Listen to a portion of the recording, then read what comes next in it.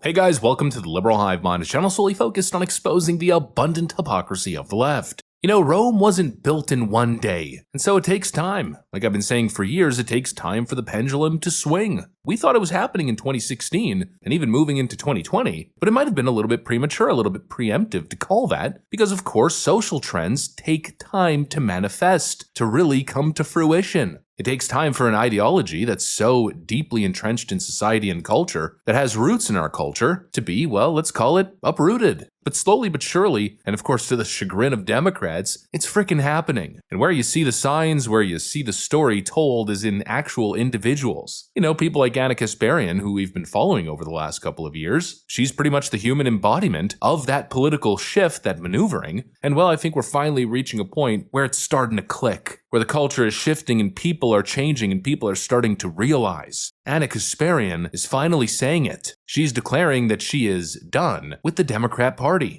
Not that she's frustrated with the Democrat Party, not that she has issues, not just simple criticism, no, just straight up saying it, those words exactly. I am done with the Democrats, and even admitting that Democrats do more harm than Republicans do. We've watched this slow-motion red-pilling process for years now. First, she started questioning the absurdity of leftist identity politics and started pushing back on crime and homelessness policies, and now she is openly admitting that Democrats have made life a living hell. In other words, she is the embodiment of that cultural pendulum and that political pendulum shifting towards the other direction. And you know, we might have reached that midpoint as we now start accelerating upwards towards the other direction. Let me show you guys this clip and then let's talk about the whole concept at large. We got some stuff to get into, so let's roll the tape. Alright folks, so take a look at this clip right over here that popped up on my timeline. When I look at my life right now, and I ask myself, which political party has made my life worse? It's not the Republican Party. Locally speaking, the Democrats have complete control, and they have nearly destroyed my family's livelihood. Okay, we are living in trash and squalor everywhere.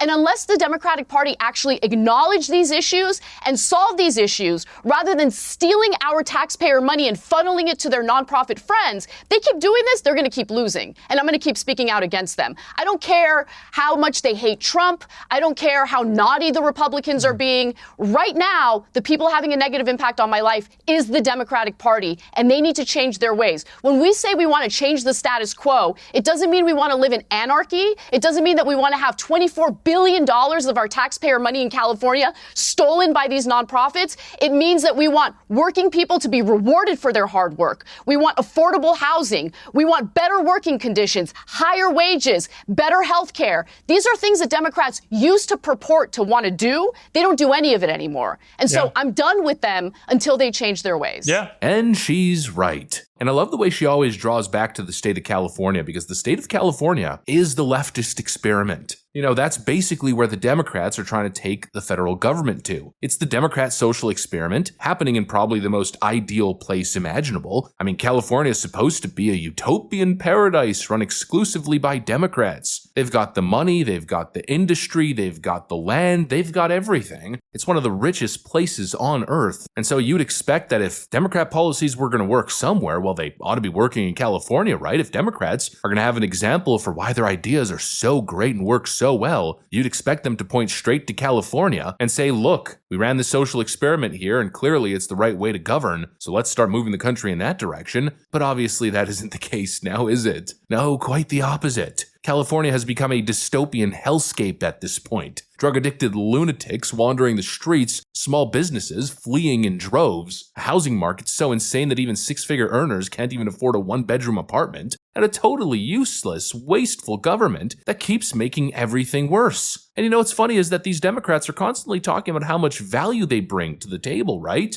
Democrats get things done. Oh, all of our important programs that Republicans want to so callously and selfishly cut. Stacey Abrams was going on about her $2 billion government-funded new appliances scam the other day, and she made that same argument, that Republicans hate us and want to defund our important programs because we get things done. They just hate the Democrats get things done. They're always so self-aggrandizing, talking about their programs and themselves and the party. We do so much, provide so much value, and the Republicans just want to take it away. But seriously, where is the frickin' value? The truth is, there is none. California is the most taxed, most regulated, most government intervention-heavy state in the country, and what do they have to show for it? Crumbling infrastructure? Zero progress on any major initiative? A bureaucratic machine that just sucks up tax dollars and then does what with it? With all these fancy, fluffy named programs and initiatives. What do? Well, they redistribute the taxpayer dollars to the same corrupt NGOs over and over again, and nothing frickin' gets done. It's a Democrat money laundering racket. I use the same examples in California every time. Look at their high-speed rail project, which they're billions upon billions of dollars deep in right now, and they've built nothing.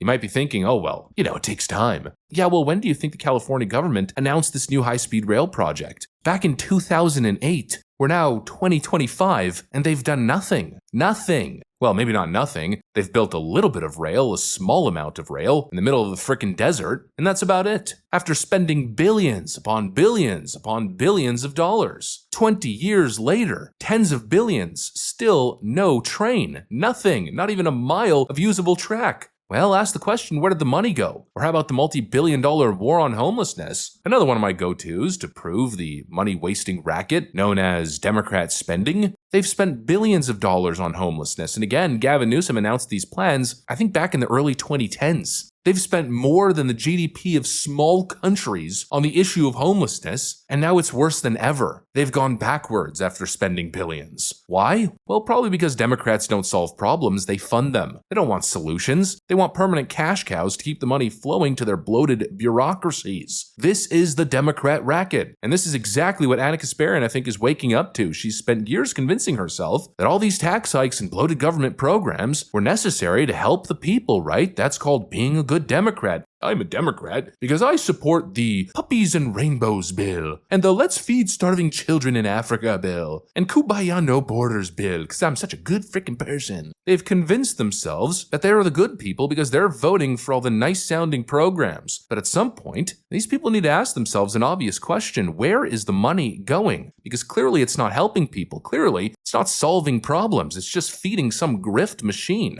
And that's not just unique to California. It's a federal issue too. And we're learning that quite clearly these days. We've tracked the billions funneled to leftist NGOs and all these fake humanitarian efforts, always under the guise of compassion, right? Every Democrat and their spouse seems to be running some very important program that's doing all kinds of good work, like cleaning up the ocean and solving poverty and solving homelessness and solving starvation and solving the housing crisis. But all these problems continue to get worse and worse. And clearly there's no oversight. There's no actual accountability with these organizations. There's no proof that they're doing anything of value. And so what they're probably actually doing is simply stealing money. It's all a frickin' scam. Always a humanitarian effort. Give me a break. I mean, just look at the border crisis, for instance, over the last 4 years. Billions of dollars wasted all in the name of humanitarian aid, right? And well, what did it actually accomplish? Humanitarian aid? No. A humanitarian disaster of epic proportions. What have they funded? They funded a crisis that's hurt the American worker, hurt the working class, hurt communities by importing all kinds of crime and chaos in their neighborhoods, not to mention the pressure on social services. And then, of course, their policies and funded have enabled human trafficking and enriched South American narco traffickers. It wasn't humanitarian aid. It was a financial boon for criminals, smugglers, and of course, the leftist NGOs.